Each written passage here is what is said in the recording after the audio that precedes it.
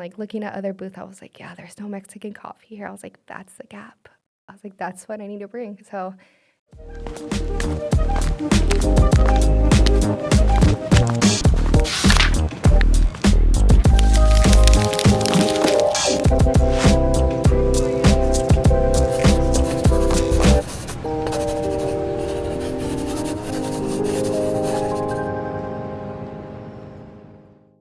Hello, and welcome back to another episode of Unstereotyped Real Life, a show where we highlight Latinas who are pursuing their passions and showing younger generations that they can follow their dreams. My name is Jackie Hernandez, and I am the proud host of this podcast. Now, please welcome this episode's guest, Jackie Hernandez.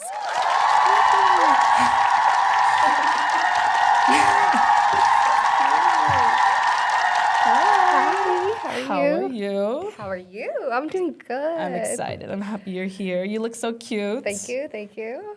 So let's get into it. Yeah. So, Jackie, you are the owner of Tejana Coffee, right? Mm-hmm, I am. Can you tell me more about your business? Yeah, so Tejana Coffee, we're a Mexican coffee specialty. So we are bringing coffee from Mexico, specifically places like Veracruz, Oaxaca, and we just want to really highlight what Mexican coffee is in our cart. But we also sell matcha and we sell agua fresca. So we're kind of just pop up right now all over Dallas and Fort Worth. And it's about to be a year in June since we started. Oh, really? Yeah. Wow. So I'm excited to just, keep giving it life and feeding into our community with it. And so we've done a lot of cool events so far. Feels like a lot longer than that. I know. I guess I was kind of there in the beginning too when I first interviewed you for the story. So it feels like it's been a long time. Yeah, I think you were one of the first people that ever reached out to do a story on us. Oh, really? And you were probably, I think, at our third event ever. Yeah, right? Yeah. Wow. Yeah. It's been a while, It's been a while. Or it feels like it's been a while. It has. But how and when did you decide to start Tejana Coffee? Yeah, so I think it really just started years ago. I think I had the idea kind of just sitting on it for a while, and in between transitioning from being at UNT and graduating and going through the corporate life world, I was always in the back of my mind, I need to start it. I just need to kick it off. And me and my best friend always talked about having our coffee shop and just doing it. And I think it was kind of like a now or never situation, especially being back in Dallas. And I was I need to do it. I need to kickstart it. Mm-hmm. And I know you said that you would study at coffee shops a lot too when you were here when you were at UNT, right? Yeah. I think majority of even just throughout my education, even from high school, I would go to coffee shops and study a lot. I think being from a Mexican Hispanic household, it can be very busy and chaotic, and your tios are walking in. I have a lot of tios and tias, so my house was always full. And I think when I got really serious about, my education and making sure I got good grades, I was I can't study here. I can't focus here. So I would always kind of go to a coffee shop and do all of my work there, and I would stay there for hours, Melanie. I remember not even eating, just sometimes they're just drinking coffee and doing my papers and doing my schoolwork, and then coming home and my mom would be where are you? I was I swear I'm at a coffee shop, just doing work. Yeah, especially with immigrant parents, they're very skeptical of everything. So they're why do you need to study somewhere else? You can study in your room. You can study in the living room and dining room. I'm that's... No, you guys are watching TV so loud. I can't do this. Yeah, exactly. You need that uninterrupted space, to get some focus time. Mm-hmm. And at UNT, what did you study? Was it anything business related, or that could help you with what you're doing right now? What I'm doing right now, yeah. So actually, I studied communication design. So I was at the CVAD building, and I had a concentration in marketing. So my main degree is user experience. So that has to do a lot with research and psychology, but also the design aspect of things. So it's kind of mixing a little bit of both worlds. And then I wanted that marketing business degree because I knew in some way I wanted my business. at the time I wasn't sure what route it would take me towards. But yeah, I went through the whole 4-year course of the CVAD design program. I had to apply to it and get admitted. And prior to that, I wasn't sure if I wanted to do that because I was kind of going to pre-med route. So I did pre-med, And then I was a transfer student here at UNT and went through that program and just kind of trusted myself to go through the 4-year program. And I was kind of like the older senior in my cohort, the mom, you would say, in the cohort. But yeah, I graduated, and shortly after, I was like, do I want to pursue my master's or do I just want to get to working? And I got to working, so it was a good experience. And when did coffee enter the equation? Yeah, it entered probably after I came back to Dallas. So I graduated in 2020, and when I graduated, I quickly, like I said, I started working with a small consultancy here in Dallas, and I was pretty satisfied with what I was doing. You know, I was working with like major companies like Southwest and doing design work for them, but I just still didn't feel fulfilled in my career. And I then moved to San Antonio, and you know, just life was lifing. And yeah, surely 2 years after, my husband's like, let's move back to Dallas. And so I applied to my current role right now at American Airlines, and I got the job. So I'm working there right now, and I think just coffee was always in my life. I am a daily coffee drinker, and I can't live without it. Like, I either stop before work to go get my coffee, but I just knew I wanted to either be a barista again or have like a weekend job. But I think it really just stemmed from the fact of like going back to Mexico and seeing what their coffee culture was like. And so after that, sure enough, like the idea just like, I was like, why don't I just bring coffee from Mexico? Yeah. You know, like why isn't there a lot of Mexican coffee here in Dallas? And I think really what kicked it off was last year at the Dallas Coffee Festival.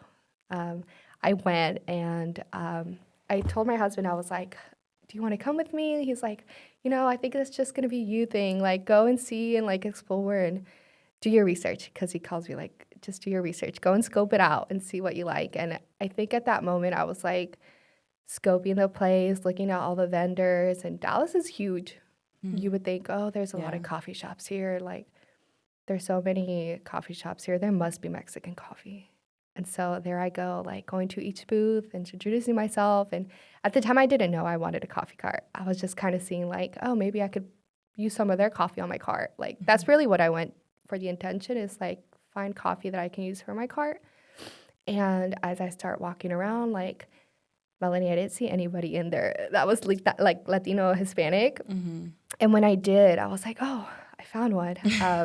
I'm not going to put their name out there because I just don't do that. But I went up to them and I was like, hi, like, what do you have here? They're like, oh, we have Latino, Mexican-inspired drinks. And I was like, what does that mean? Can you tell me about that? They're like, yeah, we use like syrups and ingredients that come from like Mexico and Latin America. And I was like, oh, awesome. And their drinks were so tasty. But I was like, what about your coffee? Like, where's your coffee from? They're like, oh, we use a local roaster here, and we're using, I think, like an Ethiopian. I was like, oh, okay. So I think that was my biggest, like, why? Like, why aren't you using Mexican coffee? So I think as I started diving more into it and like looking at other booths, I was like, yeah, there's no Mexican coffee here. I was like, that's the gap. I was like, that's what I need to bring. So yeah, surely enough, I just started doing my research on it and started doing a lot of like coffee events here in Dallas that do kind of like coffee classes, specifically like with White Rock Coffee. They're amazing, and they have a whole like coffee lab. So I started taking some courses there, and I was asking like, why aren't you bringing Mexican coffee? And at the time, I think that's where, you know, it gets very political in the sense that like the tariff conversation came about and the importation. And I think that was the biggest kind of hurdle on coffee shops as to why they stopped bringing Mexican coffee. And it was really just cost and importation. And I was like, well, it's still being produced. Like, someone needs to buy it. Someone needs to bring it. And so that's when I started doing my research with going back to Mexico and seeing, like, where are their coffee shops getting their coffee from. And I found a very good mentor. Shout out to Alejandro. He's from 10,000 Pies back home. And, yeah, I started just getting in contact with him and asking him, like, tell me everything you need to know. And yeah, that's where it kind of all started. Hmm. And this was after you went to Guanajuato, right? Yeah. Can you tell me more about that trip? Yeah. Recently, recently we just got our residency. So it's been about 2 years since I have my residency. Hmm. I've been under DACA all my life. So not all my life, but I've been under DACA since I was 16 and 16, 17. And so at the time I couldn't travel. And of course, my parents are immigrants and they couldn't travel either. So Hmm. recently we got a residency at the same time that my parents did. So as soon as we got our green card, we're like, we have to go home. Yeah, We you have gotta to go go. visit. Yeah, we got to go visit. We got to go visit and just pay like a homage. Yeah, so we're like, we have to go home, just kind of go back because it's been years. Hmm. Yeah, so because we got a residency, we hadn't been back in like 16, 17 years. Wow. And yeah, so my parents were here ever since I was about 4 or 5 years old. And funny enough, we all kind of got it around the same time. We flew back, and I didn't have the intention of like going there for specifically finding coffee. I was just like, I want to go back and see my aunts and my uncles and just kind of see what this place is all about because I was born there. But I know nothing of it. So yeah, I think going back to Guanajuato, I was like, oh my God, like it's beautiful here. Life is slow. Cafe de olla and like our morning breakfast. I was like, oh, this is beautiful. Like, I want to take a little bit of this back to Dallas and really show people like what living is like here in Mexico. Hmm. And so I think that trip was really just to like foster, reconnect, and come back to our culture and like give my parents their time to be like, okay, like this is home. We're back. Um, so that trip, I think, really changed my perspective of like making sure I go back as frequently as possible.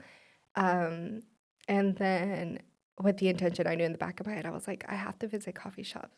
Like Hmm. I always do that. Every time I take a trip, I'm like, we're gonna go to this place and there's these many coffee shops in the area and we're gonna visit. So that's what I did.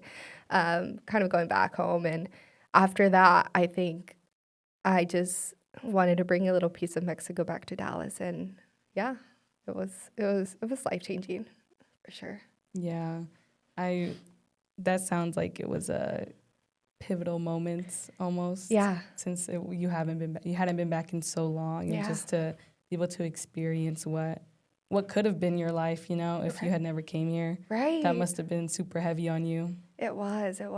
And I'm forever thankful for that because I see like what you're saying, like what my life could have been living there. And I'm like, oh, in a sense, I'm like, I wish I could have kept living there, but at the same time, there's some parts of Mexico where you're just like, oh, thank God my parents took me out of this for a reason. Hmm. And yeah, I'm from Guanajuato, so it's a beautiful city. If you know Guanajuato, it's like the architect is beautiful, the food is great, the people are awesome, and we're not really like in central city of Guanajuato. We're more on like the rural outskirts, Hmm. but it's a beautiful city. Every time I'm there, I'm like, this.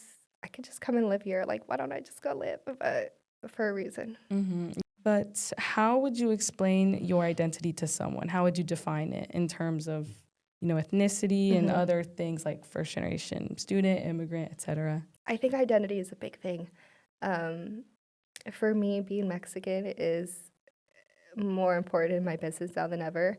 Um, of course, like you said, I'm first gen, I'm a Latina, I'm a sister. There's all these different identities I can tie myself to, but now I'm a mom. So I think when people ask me, like, what are you? What's your ethnicity? I'm like, oh, I'm Mexican. Hmm. And that's it. And I think when people just kind of start understanding a little bit more about your background and your culture, I think that's where they identify, like, I I am a first gen. I am an immigrant. I was DACA. Like I have all these labels behind me. Hmm. But more than anything, I'm like I'm Mexican, and I don't ever want to lose like that tie and resonation of who I am. So I'm proud. Yeah. Yeah.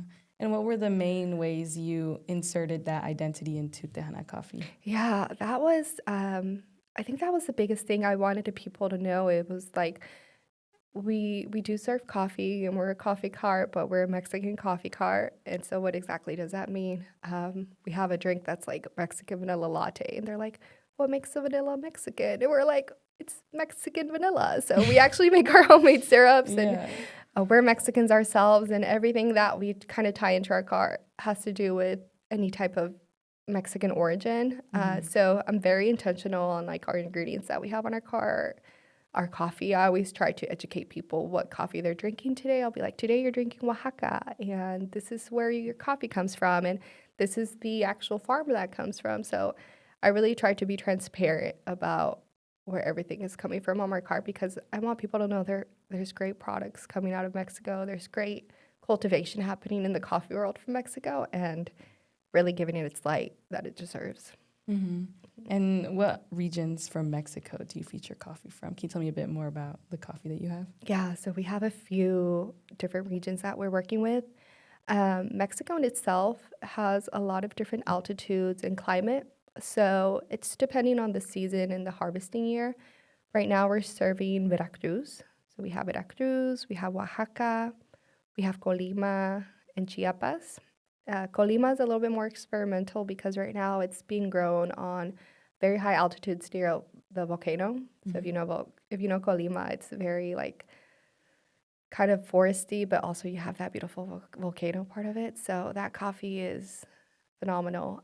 But it really depends on the harvesting season in Mexico, especially with the micro lots that we're working with. Not all of them produce at the same time. So for, let's say, one bag of coffee, which is around like 50 kilos or less, depending on how big it is, that bag has probably taken about 6 years for you to get that harvest. So it's more so like they're planting it, growing it, cultivating it, making sure it's growing correctly, and then at the right time, we go in there, pick the coffee, and it's a very long process. And I think I found a lot of respect for the coffee industry just because of how long it takes to make a cup. Especially with the practices going on today. I think Mexico is definitely growing in that sense where they're having more or like a better practice of cultivating the coffee. Like sadly enough, people have a perception of Mexican coffee being like dirty and not processed or washed well. But there are a lot of great people in Mexico right now trying to educate a lot of cultivators and farmers on how to properly store coffee or how to properly pick it, how to properly wash it. And that's something I'm learning definitely. Yeah, there's definitely a lot of ethical barriers too when it comes to farm to the cup, Yeah, for There's sure. just a lot of things you have to consider. What is the overall mission for Tejana Coffee, or your main goal? My main goal, I think, is to just introduce people to Mexican coffee and really have a space to let it shine. My main goal is to always bring it into Dallas in the United States. I think right now Mexican coffee stays in Mexico for a reason because of political, climate, everything. Right now it's just they're housing it, and I don't blame them. Like, keep your coffee, and it stays in Mexico for a reason. But I think it's growing in so many ways where I feel like it's enough to share out for the world. And I think Dallas is perfect for that, just because we have so much diversity here. Yeah. And I think the main goal, of course, is to own our coffee shop. But I think more than anything, I want more like a third space. I think we were talking a little bit about that.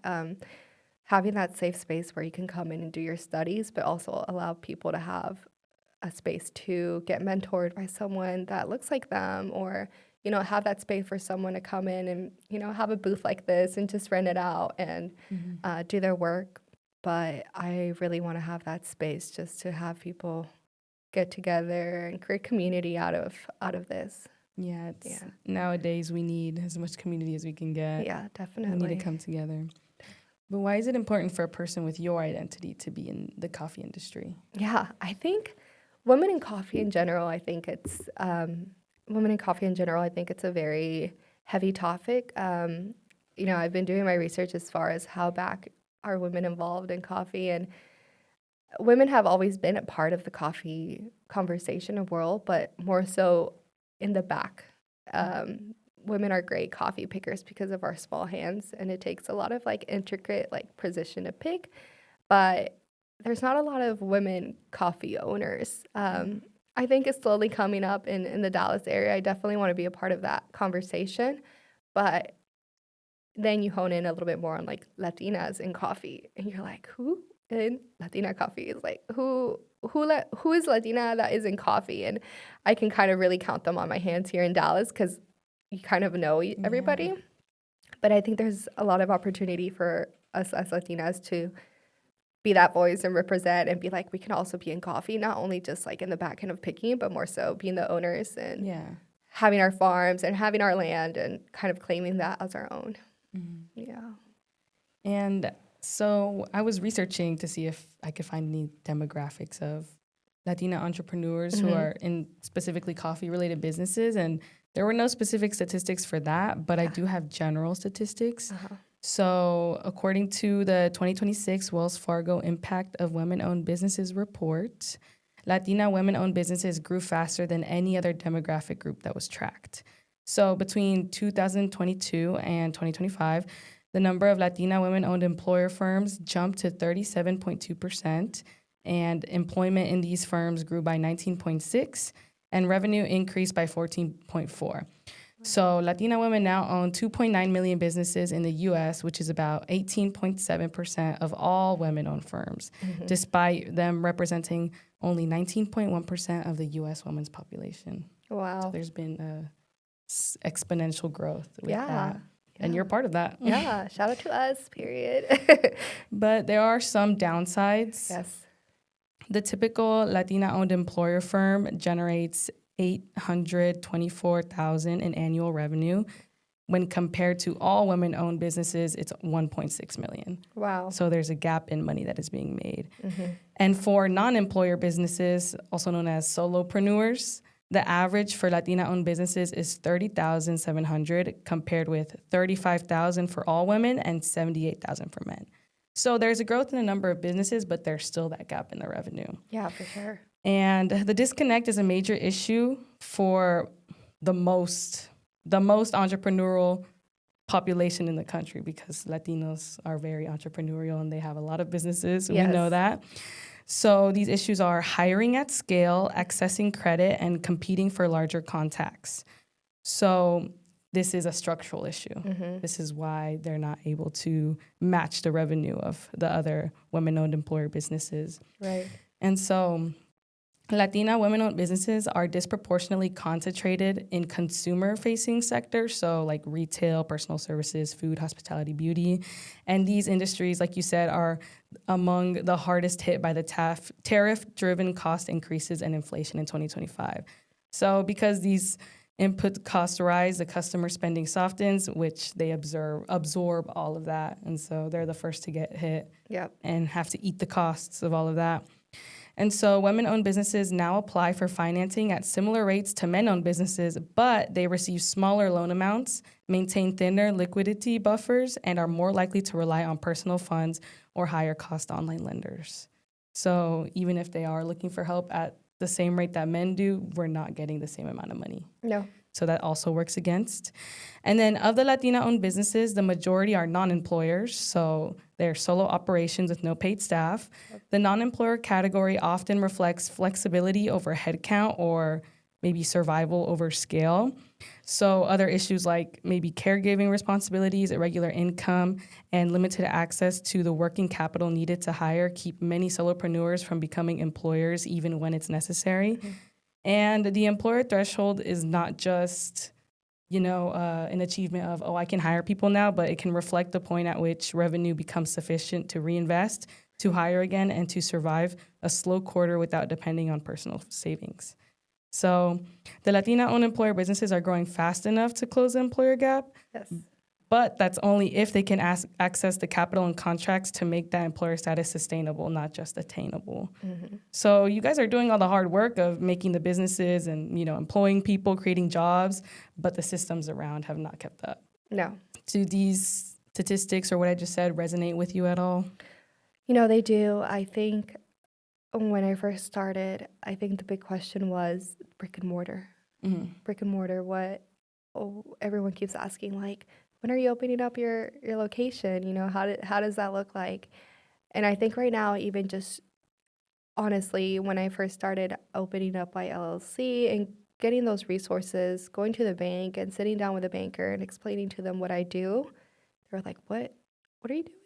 I was like, well, I have a car and it's not specifically a location. And so they were like, no, we need an actual location to be able to open up an account and all these like questions, right? Mm-hmm. Long story short, I had to partner with my partner in order to even open a business account. And we went through so many loopholes just to answer their questions that they had in the banking world. Because I also come from banking. I worked with Wells Fargo for years during Oh. college. Mm-hmm. So I understand what you need to open up a business account and get started. And I think the financial aspect of having your business can get very tough, specifically for Latinas, where we don't come from like generational wealth where we have that savings allocated for our business.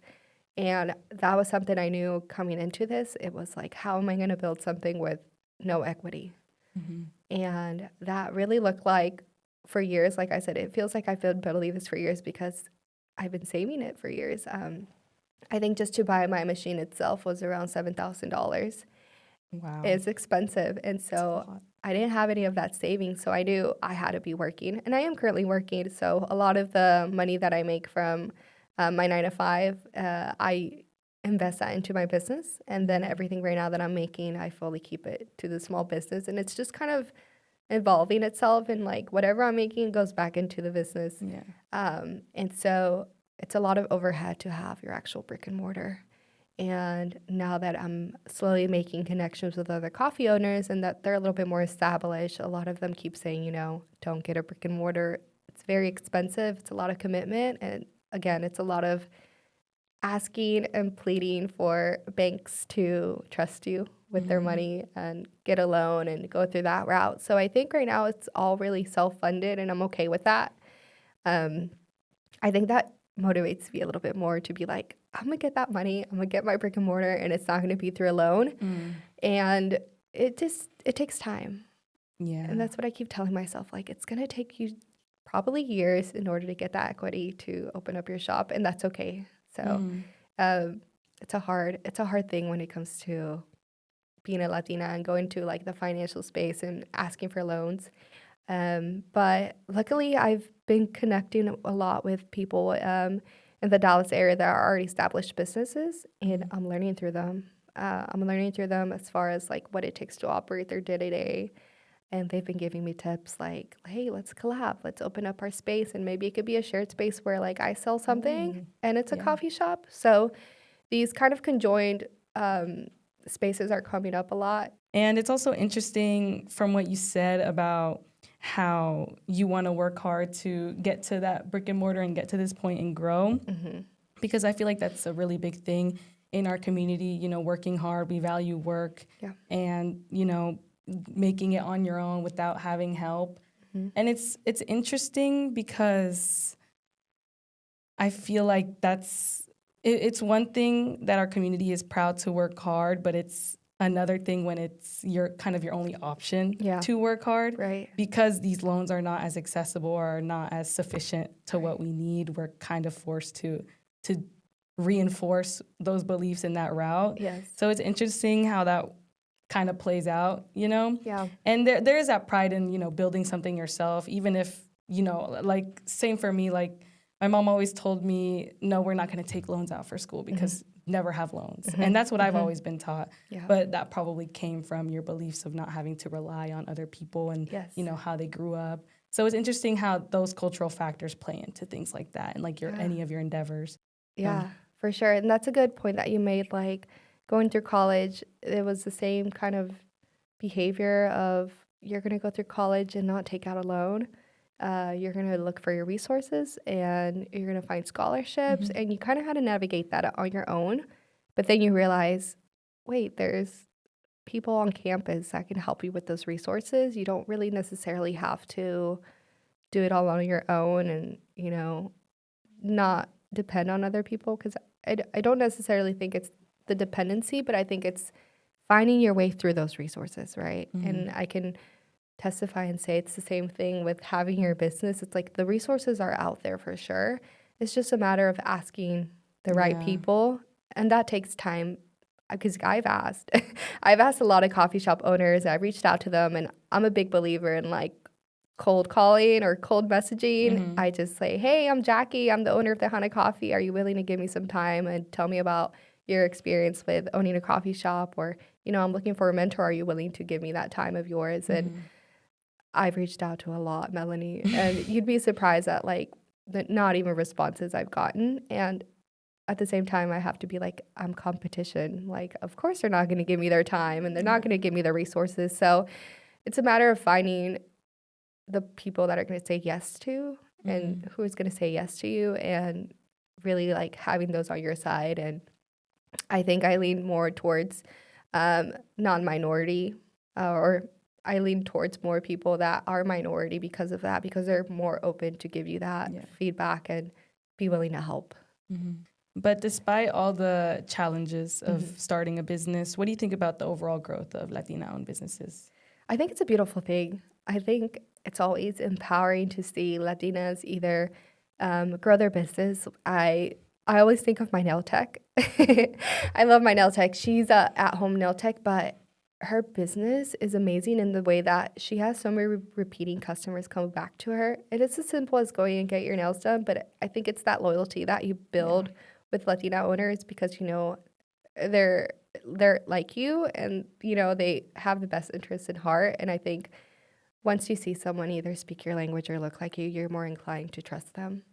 And so I think having Latinas in the entrepreneur space is amazing, because I think we all deserve to have either having your own law firm or having your coffee shop, and having Latinas be represented and looking like you is amazing, because then the other little girls can be like, oh, she can do it, I can do it too. So yeah, definitely. Yeah. And I've loved how you and other Latina-owned businesses have collabed and created that community, a welcoming community at that, for not just other business owners, but also the customers as well, and anybody interested in having their businesses. I think that's really cool that you guys are doing.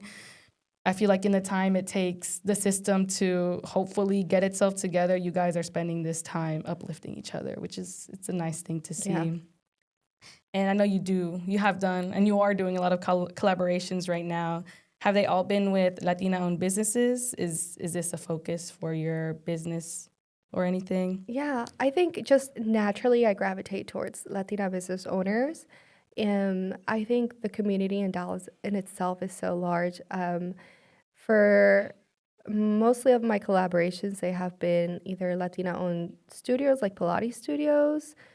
We've done a lot of markets with them where it's more in the wellness space. But I think naturally I gravitate just like girl to girl, I have a business. Do you want to collab? And I think the conversation just flows more naturally versus going with someone else. But I'm not like close to other businesses and supporting other businesses, because I am a big follower in I'm a big believer in like having your door open to everybody and anybody. But at the same time, mostly people that have reached out are Latina owners or are Latino owners of either restaurants or businesses. But for the most part, I think, I don't want to necessarily just have this exclusivity that because we're Mexicans, we're only staying with Mexicans, or because we're Latinos, we're only staying with Latinos. That is kind of up to me as a business owner to be like, no, my door is open for everybody and anybody. Like anybody is welcome to our coffee services, because it's coffee, and like coffee is so global. It should be, represent to everybody. And I think that kind of goes back to a lot of, recently the coffee wars on Instagram that came up. I don't know if you followed any of that, but I don't think so. There was a coffee shop here in Dallas that refused to serve ICE agents. And so this big... Oh, wait, I think I did see that, Yeah, this big conversation around that was happening. And it's like, as a business owner, are you willing to serve to ICE agents? It's just coffee. And I'm like, well, it's not just coffee and it's not just ICE agents. So there's this whole like value and beliefs behind your business and who you are and what you want to portray yourself as. And I think it's one thing to stay quiet, but it's another thing to advocate for your people in your community. And I think that's what we want to be known for, is like we were there for our community no matter what. So of course, like it's a hard situation and subject, but at the same time, I don't want to be known for not backing up my community and, being there for them regardless of race and color. So it's a heavy topic, but I think it's important to speak out and advocate, and either if it's building or raising funds for like Raíces Unidos or Latinos Unidos here in Dallas, that you can help out with those services. I think that's more than enough than you can do. Yeah. Yeah. I'm glad to see that more businesses and coffee shops are speaking out Yes. about things that are going on, especially if they align with that community. It's nice to see them speaking out and sharing their beliefs and their morals and whatnot.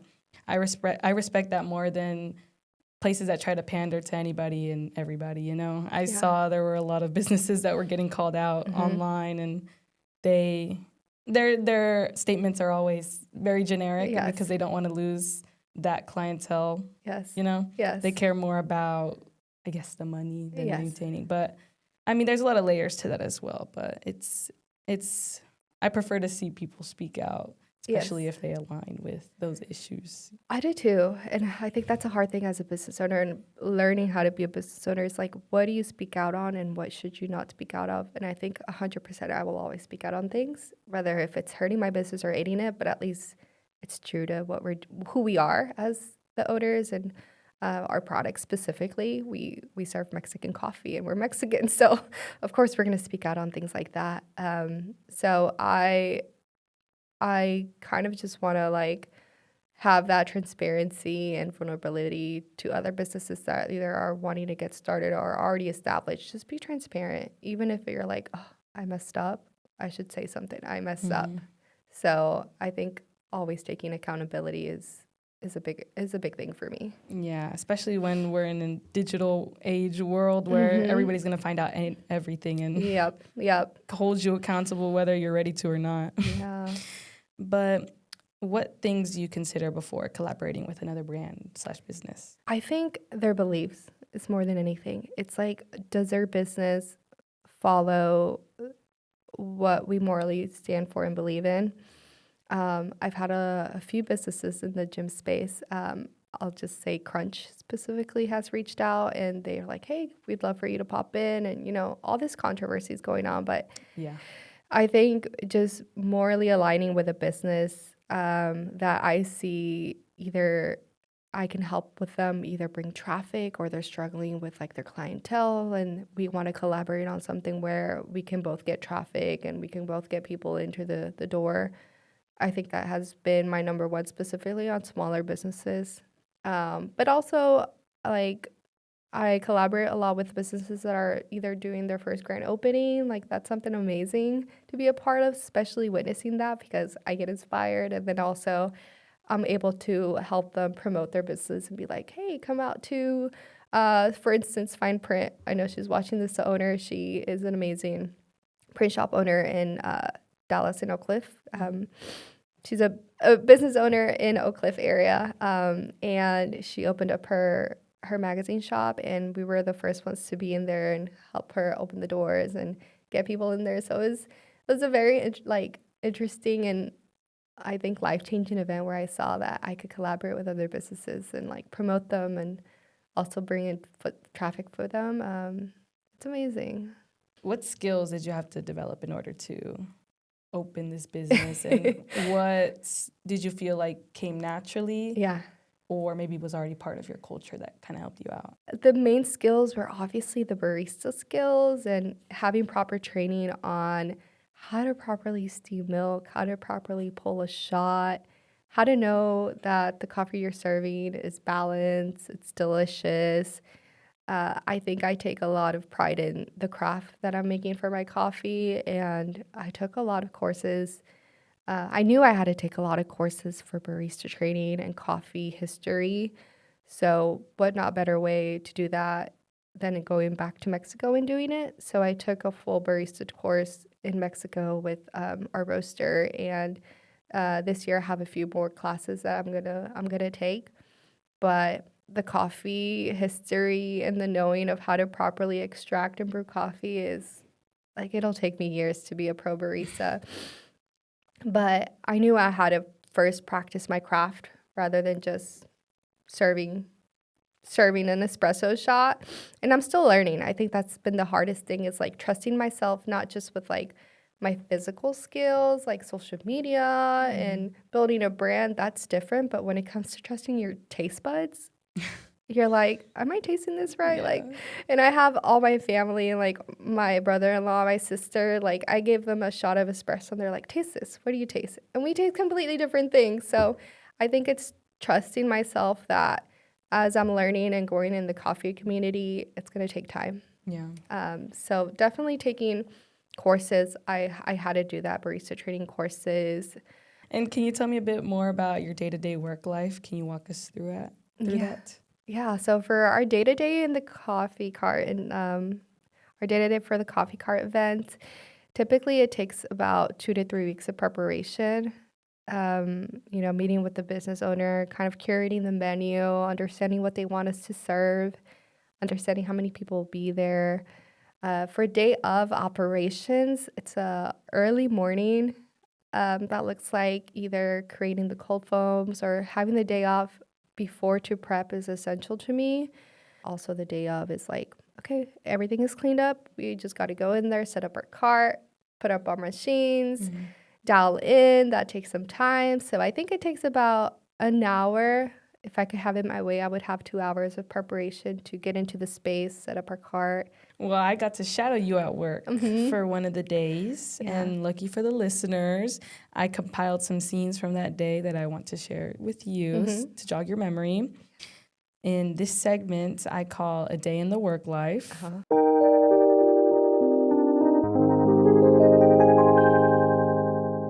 So let's look at this video real quick and then we'll talk about it after.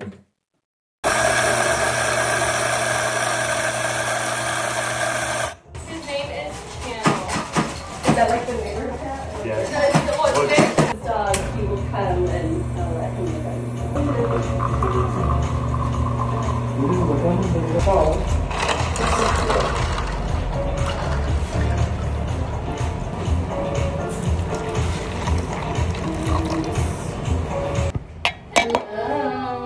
Hi, welcome. Hi, y'all. Oh. Or when I moved out, like it all got thrown away. Yeah.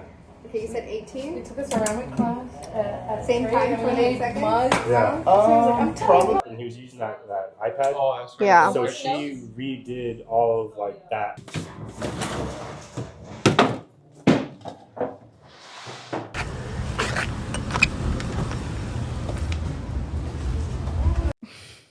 So cute.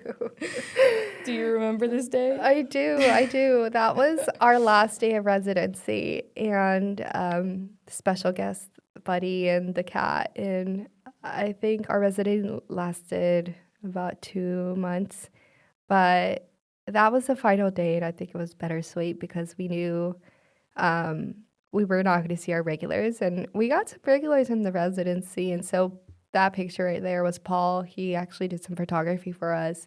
But he came in like every weekend for our residency just to come out and support. And we were thankful for those regulars because then it's like, we're going to miss you guys. And you kind of slowly start to build rapport with them and they kind of become our friends. Yeah. And you're like, what are you doing up today? Like, what are you up to? And how was it moving last week? You know, it's like those little micro conversations that I didn't think I would enjoy as much owning a coffee cart.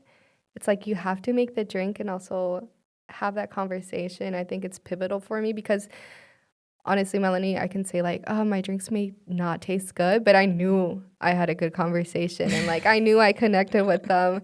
I think that's more important to me because it's also the hospitality of having people come up to your cart and welcoming them and making sure their drink is perfect for them.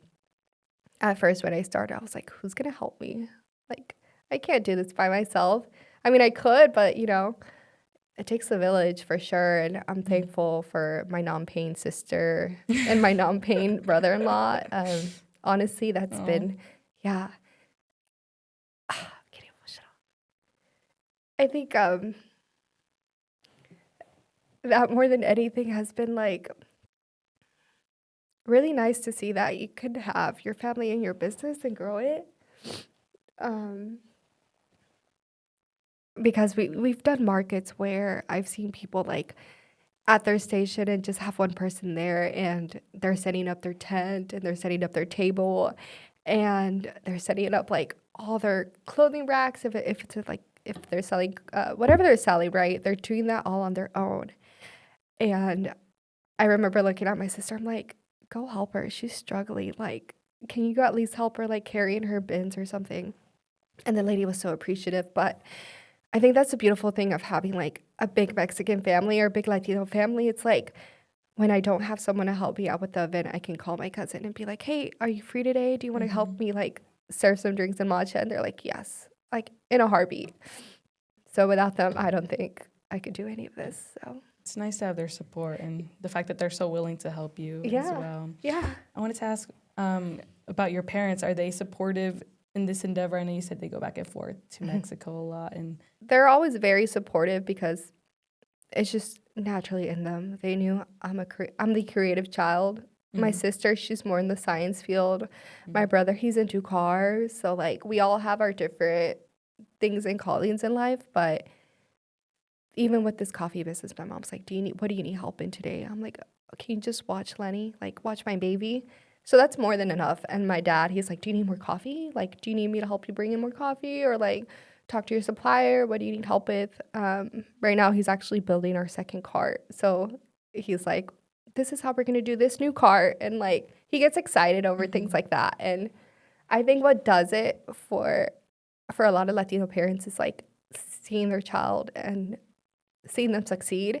And so I always encourage either anybody to invite out their parents and like kind of let them see a day in the life, just kind of shadow you. And so every time I have an event, I'm like, oh, we're going to be at this market, come out. And yeah, they'll just grab a chair, they'll sit in the back of the car and like just watch me. And they're like, this is a lot of work. I'm like, I know.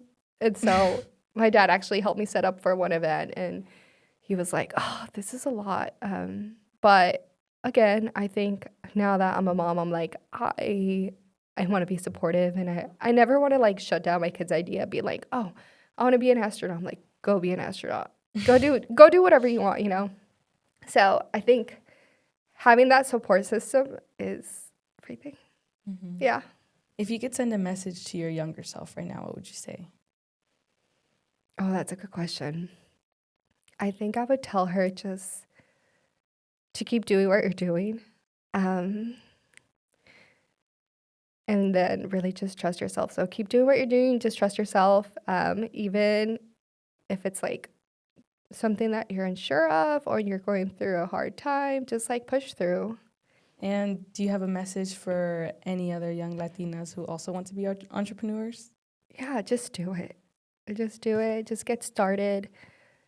I always have my door open. So like I've had a few girls on TikTok that have found me and have been like, hey, I got really inspired by your car. Can I just ask you, like, how did you get started? I think that's the biggest message, is like start small, even if it's just either with your branding or your logo, or you have an idea of your colors for your business. Whatever it is, take it day by day and then create a plan.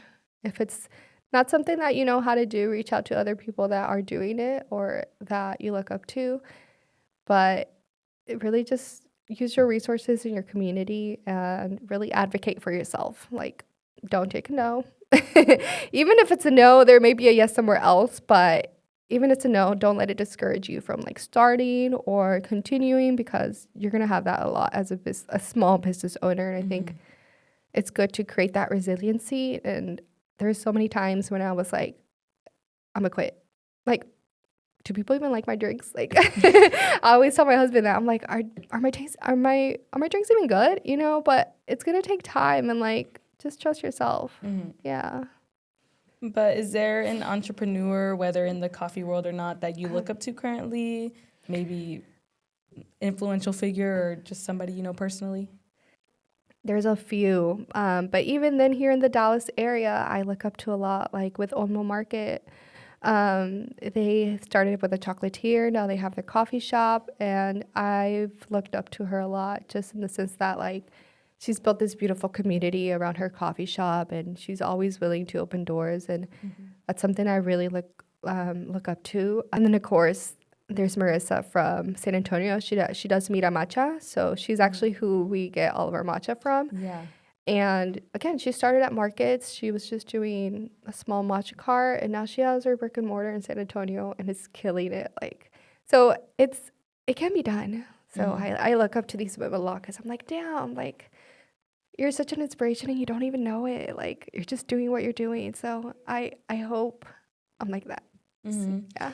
And that's the thing too. You never know who you're inspiring because you don't know how many people you're inspiring right now with your pop-up. Maybe there's somebody else who's like, I wish I could start my own pop-up. Yes. You know? Yeah. I feel like you're always somebody's inspiration, whether you recognize it or not. So. Right. But do you know who Areli Barrera Grodsky is? No. Well, in this segment that I call Women Before Us, I highlight a notable woman who shares the same profession as the guest. So hopefully their story can inspire you or maybe educate the listeners on somebody who is making an impact in their field.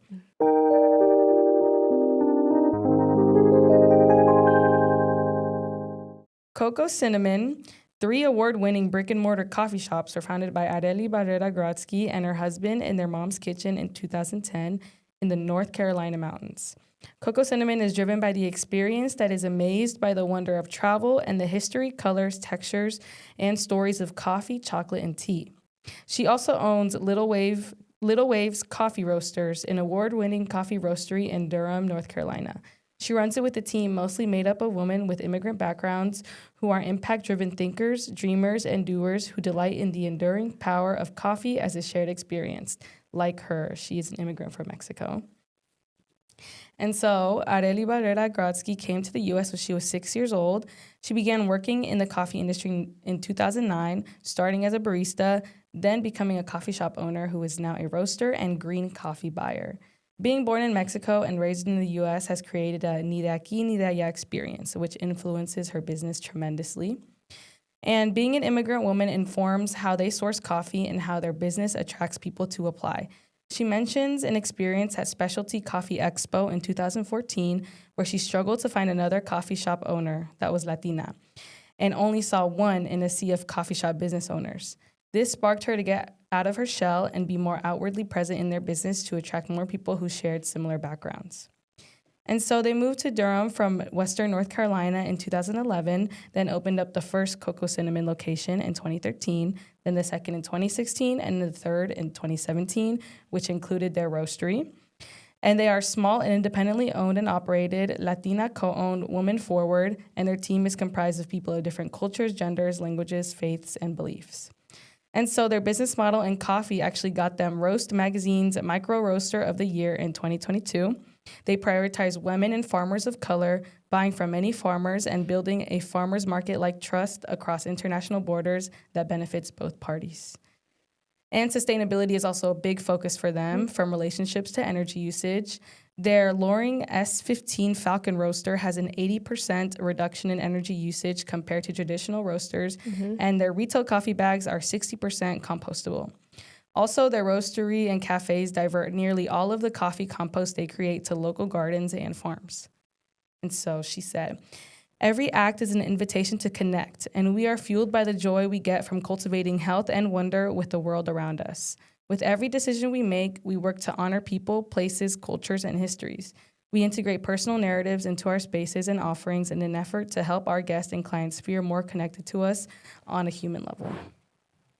And so what do you think about these achievements? Does it parallel any of your own goals or motivations? Yeah, I think Areli's awesome. I haven't heard about her brand, and that's definitely something that I still want to do is like, how are these women that are already established in the coffee community thriving? And a lot of the things that you said, like traceability and having this product that not only is known in the world, but also like flourishing it and being mindful of even the carbon that you're putting out is amazing. And I think seeing her start from 1 to now 3 to now being featured in like TV is amazing. And all these connections that she has been building is it's so inspiring because I'm like, oh, someone is doing it and Yeah. it can be done. So I think that's just more motivation and more empowerment to other girls wanting to get into the coffee world business. Yeah. And it's similar to you about how you build a relationship with where the coffee is coming from and your matcha and all of that. Yes. Can you tell me more about your relationships with the businesses you feature, the ingredients that you use? I've leaned a lot on my mentor from Mexico, Alejandro, who has been so knowledgeable in telling me, like, you can use our coffee and you do what you need to do, but just make sure that you put the roaster, or not, sorry, just make sure that you put the micro lot and the farmer who's making this coffee, because at the same time, I don't think my intention is to hide my product and be like, "Oh, you're not going to get this green coffee. Like, you can't have this." I always want to give back and have that traceability component so other coffee shops can reach out to them and be like, hey, we want to buy a certain amount of green coffee kilos from you. And that only aids Mexico in the way that we're helping them grow and helping them like grow the land and their product. So I think traceability is like a word that's being thrown around, but you're like, what does that really mean? I think for me, it means like knowing really where my coffee is from, what lot it grew on, who picked it, who's harvesting it, how long it's taken to harvest. That's been one thing that I've been really respectful in the way that like I may not directly have connections with the farmers or the owners of these fincas, but Alejandro does. And so I'm leveraging that a lot with helping him kind of introduce me to these relationships. And I've met a few farmers from specifically Veracruz, and they've been so open and willingness to be like, come out to the finca and we'll have you there for our harvest season and you can be there with us, and learning how to pick the coffee and learning what it takes to wash it and just process it is amazing. So traceability is one thing for sure, and I'll always be like, you're actually drinking this coffee from this lot, cultivated in this year, picked on this year, it was processed in this way. And I think that is one thing that I want to be known for. It's like also being knowledgeable and sharing that knowledge with each customer. Like, this is the coffee that you drink today. And I always have that displayed on our bags. And we're slowly getting into that culture of like selling our coffee beans. And I think that's the route I want to take. But getting into the roasting world is another beast. Like, I don't want to burn my coffee. And it's smaller produced coffee, especially Mexico. They don't produce as massively as like Ethiopia does or Brazil. Like, they're known for having these big productions, but Mexico has smaller micro lots where I'm even like scared to throw away like one shot of espresso that I pull incorrectly, because I'm like, oh, that was such a beautiful product, you know? So just being very mindful of the product in itself and being knowledgeable and open to meeting the fincas and the owners of these fincas, because it's been traditions that have been handed down to them. It's been a land that has been curated for years and been taken care of. So I'm very careful when it comes to that, but I'm always open to being like, this is where it comes from, and you do as you please with that information, but I'm just going to be transparent, and that's my goal. Yeah. That transparency is key. It is. It's also interesting because I love to learn where everything comes from. So if you can tell me where my lot or what lot my coffee was grown on that I'm drinking right now, that's really cool. Yeah. That adds to the experience. It does. And I think when I first started and I was looking for coffee providers, they weren't as transparent. I was like, where your coffee says it's from Mexico, but like where? Where did you grow it? Yeah. Who harvested? Who picked it? Who's doing all the labor? Are you paying them well? Or are the people being treated well on the farm? Because that's another thing of the coffee world, it's exploitation. And you think of Starbucks and you're like, they're producing in mass quantities. So the quality of the coffee is so different from a micro lot coffee. So you compare apples to oranges, and you're understanding what chemicals are in your coffee. Now you're understanding the health benefits that come with a good quality coffee. versus something that's grown in mass production. And so you don't want to be a part of that mass production and that carbon footprint that you're putting out in the world. So I think that's also another aspect of the business that I'm trying to be mindful is like, don't screw that part up. Like if you have one good product, it's this and stick to that. So Yeah. And what do you want your legacy to be? Oh, that's a good question. I think I'm gonna paint a good picture because, like, I always picture myself retiring in like this beautiful coffee farm and like me sipping on my coffee that I just grew in my lot.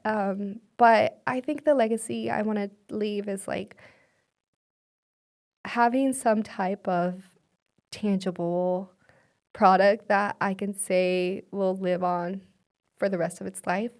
If it's a new strain I'm gonna be creating while I get into the roasting side of things or while I get into the harvesting side of coffee. I don't know where specifically in the coffee world I will live in, but I do want to make sure that I leave it better than how it was found. If that's Mexican coffee or that's another woman-owned coffee lot that I find down the road, but I just want to be known for like having open doors and being teachable and sharing my knowledge to others. So All right. Just to wrap it up, is there something that you would like to add or mention that I didn't get to ask you today? no, I think you answered everything. We had a good conversation. Yeah. Well, thank you so much for being here. I'm happy that you allowed me to hear your story and the listeners. Thank you. And thank you so much for giving this podcast a chance to the listeners. I hope you guys learned something new from Jackie here or maybe gained some inspiration to pursue your own passions. Please subscribe to this channel and make sure you don't miss any future episodes. I will link my social media in the description so you guys can catch highlights of this episode as well as teasers for the next episode. We have another woman waiting to tell her story.